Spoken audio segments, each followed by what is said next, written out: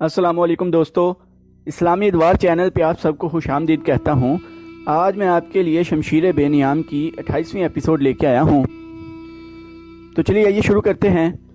مدینہ میں آ کر خالد رضی اللہ عنہ بن ولید نے اسلام قبول کیا تو ان کی ذات میں عظیم انقلاب آ گیا۔ 3 مہینے گزر گئے تھے۔ خالد رضی اللہ عنہ زیادہ تر وقت رسول کریم صلی اللہ علیہ وآلہ وسلم کے حضور بیٹھے فیض حاصل کرتے رہتے، مگر انہیں ابھی عسکری جوہر دکھانے کا موقع نہیں ملا تھا۔ وہ فن حرب و ضرب کے ماہر جنگجو تھے۔ ان کا حسب و نسب بھی عام عربوں سے اونچا تھا، لیکن انہوں نے ایسا دعویٰ نہ کیا کہ انہیں سالار کا رتبہ ملنا چاہیے۔ انہوں نے اپنے آپ کو سپاہی سمجھا اور اسی حیثیت میں خوش رہے۔ آج کے شام اور اردن کے علاقے میں اس زمانے میں قبیلہ غسان آباد تھا، جو اس علاقے میں دور تک پھیلا ہوا تھا۔ یہ قبیلہ طاقت کے لحاظ سے زبردست مانا جاتا تھا، کیونکہ جنگجو ہونے کے علاوہ اس کی تعداد بہت زیادہ تھی۔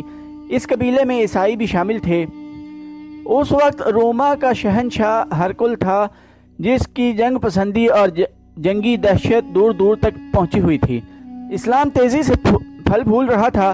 قبیلہ قریش کے ہزارہ لوگ اسلام قبول کر چکے تھے۔ ان کے مانے منجھے ہوئے سردار اور سالار بھی مدینہ جا کر رسول کریم صلی اللہ علیہ وآلہ وسلم کے دست مبارک پر بیعت کر چکے تھے، اور مسلمان ایک جنگی طاقت بننے جا رہے تھے۔ کئی ایک چھوٹے چھوٹے قبائل حلقہ بگوش اسلام ہو گئے تھے۔ مدینہ اطلاعیں پہنچ رہی تھیں کہ قبیلہ غسان مسلمانوں کی بڑھتی ہوئی طاقت اور اسلام کی مقبولیت کو روکنے کے لیے مسلمانوں کو للکارنا چاہتا ہے اور جنگی تیاریوں میں مصروف ہے۔ یہ بھی سنا گیا کہ غسان کا سردار اعلیٰ روما کے بادشاہ ہرکل کے ساتھ دوستی کر کے اس کی جنگی طاقت بھی مسلمانوں کے خلاف استعمال کرنے کی کوشش کر رہا ہے۔ رسول کریم صلی اللہ علیہ وآلہ وسلم نے اپنا ایک ایلچی، جس کا نام تاریخ میں محفوظ نہیں، غسان کے سردار اعلیٰ کے ہاں اس پیغام کے ساتھ بھیجا کہ اللہ کے سوا کوئی معبود نہیں اور وہ وحدہ لا شریک ہے، اور اسلام ایک مذہب اور ایک دین ہے۔ باقی تمام عقیدے جو مختلف مذاہب کی صورت اختیار کر گئے ہیں توہمات ہیں اور یہ انسانوں کے بنائے ہوئے ہیں۔ رسول اکرم صلی اللہ علیہ وآلہ وسلم نے غسان کے سردار اعلیٰ کو قبول اسلام کی دعوت دی۔ نبی کریم صلی اللہ علیہ وآلہ وسلم نے یہ پیغام اس خیال سے بھیجا تھا کہ بشیطر اس کے کہ قبیلہ غسان روما کے شہنشاہ ہرکل کی جنگی قوت سے مرعوب ہو کر عیسائیت کی آغوش میں چلا جائے، یہ قبیلہ اسلام قبول کر لے اور اسے اپنا اتحادی بنا کر ہرکل سے بچایا جائے۔ خدا کی قسم، اس سے بہتر فیصلہ اور کوئی نہیں ہو سکتا۔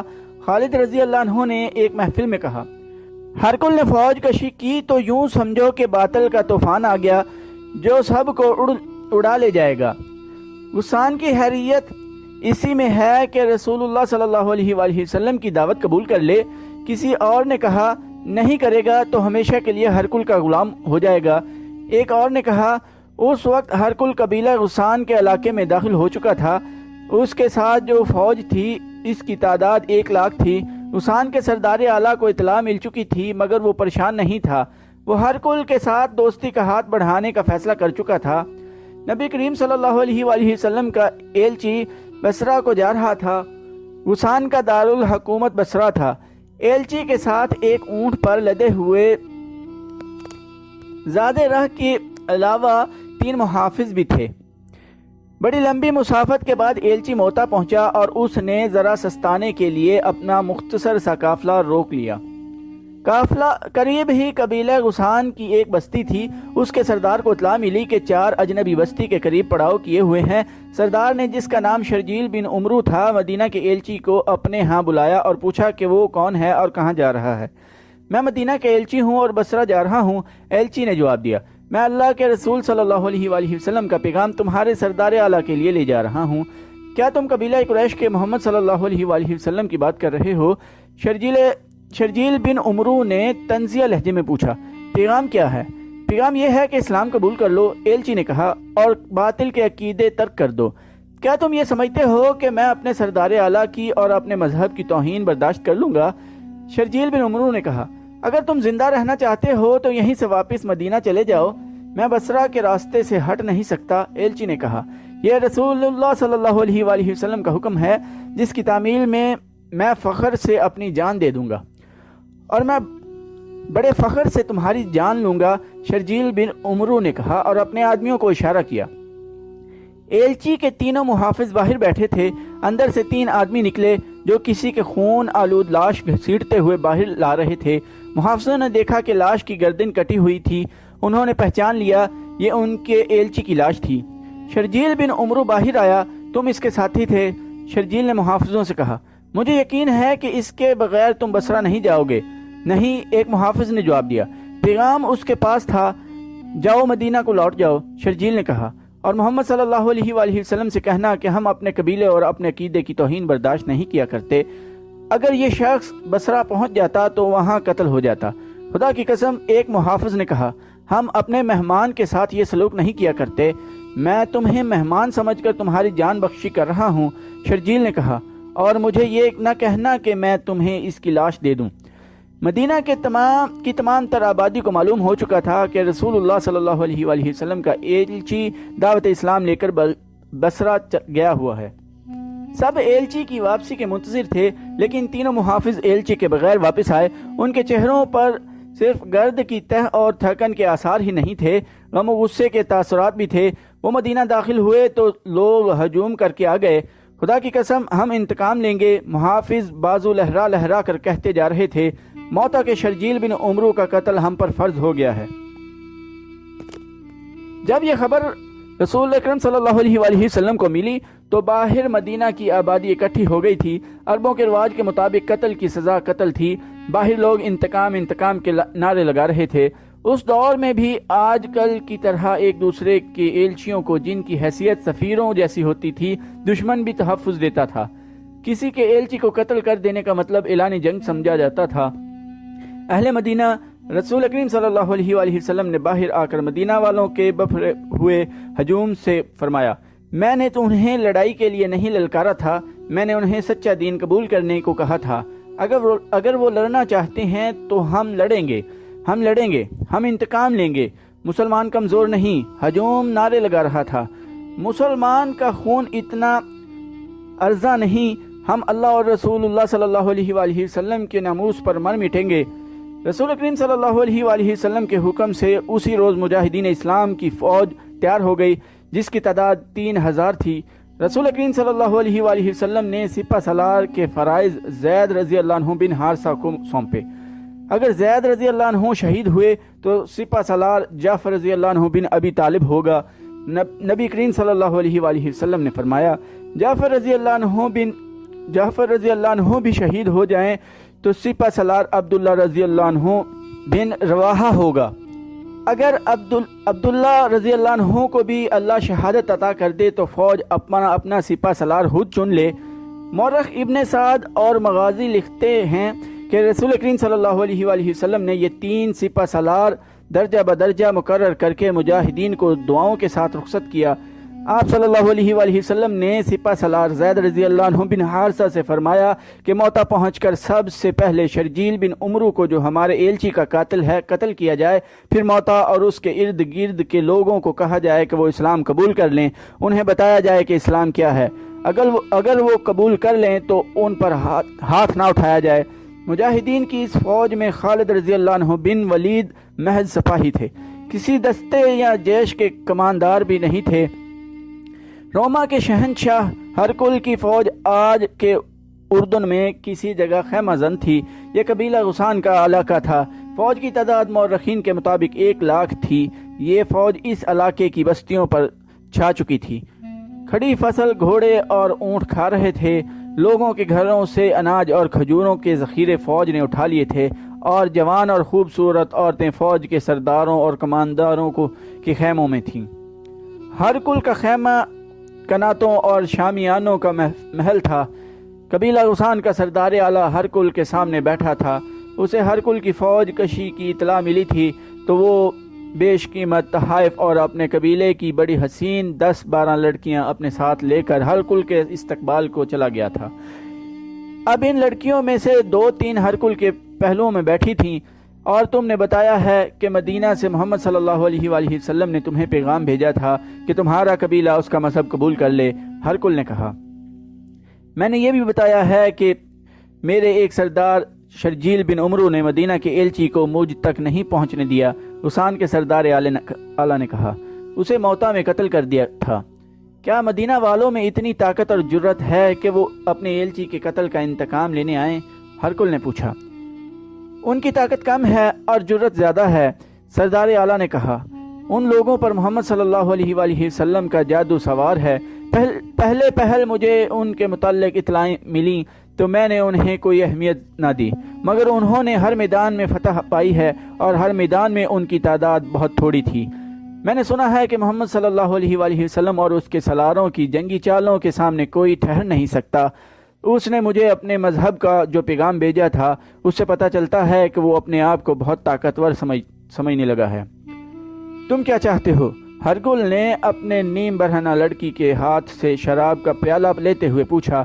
بات صاف کہہ دوں تو میرے لیے بھی اچھا ہے، آپ کے لیے بھی اچھا ہے، سردار اعلیٰ نے کہا۔ میں نے آپ کی فوج دیکھ لی ہے۔ میرا قبیلہ کوئی چھوٹا قبیلہ نہیں، اگر زیادہ نہیں تو آپ جتنی فوج میرے پاس بھی ہے۔ آپ اپنے ملک سے دور ہیں، اگر ہم لڑیں گے تو میں اپنی زمین پر لڑوں گا جہاں کا بچہ بچہ آپ کا دشمن ہوگا۔ کیا تم مجھے دھمکی دے رہے ہو؟ ہرقل نے مسکرا کر پوچھا۔ اگر یہ دھمکی ہے تو یہ میں اپنے آپ کو بھی دے رہا ہوں، غسان کے سردار اعلیٰ نے کہا۔ میں آپ کو آپس کی لڑائی کے نتائج بتا رہا ہوں جو ہم دونوں کے لیے اچھے نہیں ہوں گے۔ اس کا فائدہ مدینہ والوں کو پہنچے گا۔ کیا یہ بہتر نہیں ہوگا کہ ہم دونوں مل کر مسلمانوں کو ختم کریں؟ میں فتح کی صورت میں آپ سے کچھ نہیں مانگوں گا، مفتوحہ علاقہ آپ کا ہوگا، میں اپنے علاقے میں واپس آ جاؤں گا۔ ہم آپس میں لڑ کر اپنی طاقت ضائع نہ کریں، پہلے ایسی طاقت کو ختم کریں جو مدینہ میں ہم دونوں کے خلاف تیار ہو رہی ہے۔ میں تمہاری تجویز کو قبول کرتا ہوں، شہنشاہ ہرقل نے کہا۔ پھر اپنی فوج کو حکم دے دیں کہ غسان کی بستیوں میں لوٹ مار بند کر دیں۔ دے دوں گا، ہرقل نے کہا۔ ہمیں مدینہ والوں کے انتظار میں نہیں رہنا چاہیے، ہم مدینہ کی طرف بڑھیں گے۔ انہیں زیادہ انتظار نہ کرنا پڑا۔ مدینہ کے 3000 مجاہدین مدینہ سے بہت دور نکل گئے تھے۔ موتا سے کچھ فاصلے پر معان نام کا ایک مقام تھا، وہاں انہوں نے پڑاؤ کیا۔ اس علاقے اور اس سے آگے کے علاقے میں مجاہدین اجنبی تھے، انہیں کچھ خبر نہیں تھی کہ آگے کیا ہے۔ معلوم یہ کرنا تھا کہ آگے دشمن کی فوج موجود ہے یا نہیں، اگر ہے تو کتنی ہے اور کیسی ہے۔ یہ معلوم کرنے کے لیے 3-4 مجاہدین کو غریب سے شتر اسواروں کے بھیس میں آگے بھیج دیا گیا۔ ان آدمیوں نے رات آگے کہیں جا کر گزاری اور اگلی شام کو واپس آئے۔ وہ جو خبر لائے وہ اچھی نہیں تھی، وہ دور آگے چلے گئے تھے۔